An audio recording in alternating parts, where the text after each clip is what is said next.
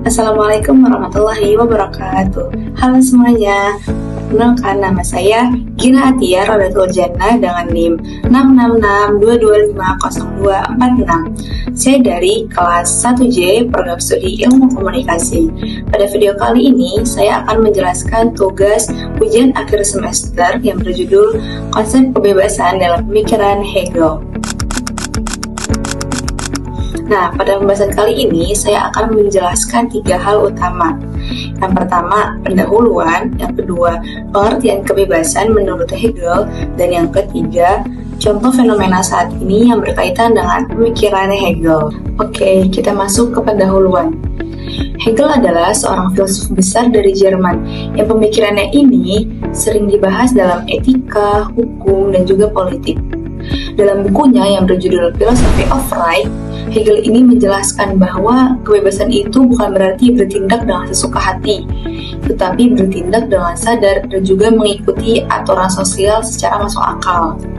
Nah, menurut Hegel juga, manusia ini dapat mencapai kebebasannya melalui proses yang bertahap, yang melibatkan hukum, moralitas, dan juga lembaga sosial seperti keluarga, masyarakat sipil, dan juga negara.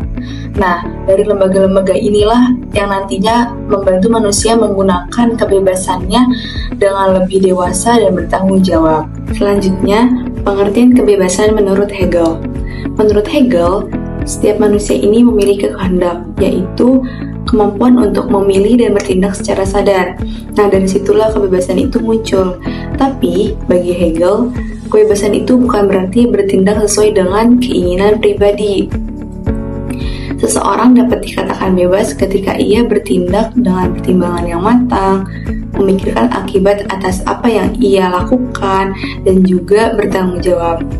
Nah, Hegel juga menjelaskan bahwa kebebasan itu berkembang melalui 3 tahap. Yang pertama, hak abstrak. Pada tahap ini adalah tahapan yang paling dasar, di mana setiap orang ini memiliki hak. Misalnya, hak memiliki sesuatu, hak membuat perjanjian, dan juga hak mendapatkan perlindungan hukum. Namun, di tahap ini hanya melihat tindakan dari sisi luarnya saja, belum memperlihatkan niat atau moral dari setiap individu. Yang kedua, moralitas. Nah, pada tahap ini, seseorang mulai menilai tindakannya sendiri, apakah tindakan yang ia lakukan baik, benar, atau malah sebaliknya. Di sinilah juga seseorang mulai menggunakan suara hati dan juga tanggung jawabnya. Tetapi, karena setiap orang ini memiliki penilaian moral yang berbeda, pada tahap inilah masih belum cukup untuk mengatur kehidupan sosial. Yang ketiga, kehidupan etis. Ini adalah tahap kebebasan yang paling lengkap menurut Hegel. Kebebasan ini diwujudkan melalui lembaga-lembaga seperti keluarga, masyarakat sipil, dan juga negara. Nah, dari keluarga inilah seseorang dapat belajar nilai dasar seperti rasa kasih sayang, tanggung jawab, dan juga kepedulian. Lalu, di masyarakat sipil, ini adalah tempat seseorang untuk bekerja, memenuhi kebutuhan, dan juga berinteraksi dengan berbagai kepentingan. Dan yang terakhir ada negara. Negara ini yang menyatukan kepentingan pribadi dan kepentingan umum agar terciptanya kehidupan sosial yang teratur. Nah, dari tahap inilah kebebasan pribadi dan juga kepentingan bersama bisa berjalan dengan seimbang. Selanjutnya, contoh fenomena saat ini yang berkaitan dengan pemikiran Hegel. Pemikiran Hegel ini sangat relevan dengan kondisi modern, terutama di era digital. Contoh yang pertama, kebebasan di media sosial. Nah, saat ini banyak sekali orang-orang yang menggunakan media sosial tanpa memikirkan akibat atas apa yang ia lakukan. Misalnya, perundungan digital, ujaran kebencian, penyebaran hoaks, dan juga pelanggaran privasi. Nah, hal itu tuh masih banyak sekali yang melakukannya karena seseorang berpikir bahwa kebebasan itu berbicara tanpa batas. Padahal menurut Hegel, kebebasan itu adalah tindakan yang disertai kesadaran dan juga tanggung jawab sosial. Contoh yang kedua, pentingnya aturan dan lembaga sosial. Jadi, perkembangan teknologi ini juga menimbulkan masalah seperti pencurian data pribadi, penyalahgunaan algoritma, konten berbahaya, dan juga kurangnya moderasi digital. Nah, fenomena ini menunjukkan bahwa lembaga sosial seperti pemerintah, platform digital, dan komunitas masyarakat ini harus tetap menjaga keteraturan. Menurut pandangan Hegel, aturan itu bukan berarti mengekang kebebasan, tetapi aturan ini yang memastikan bahwa kebebasan itu tidak merugikan orang lain.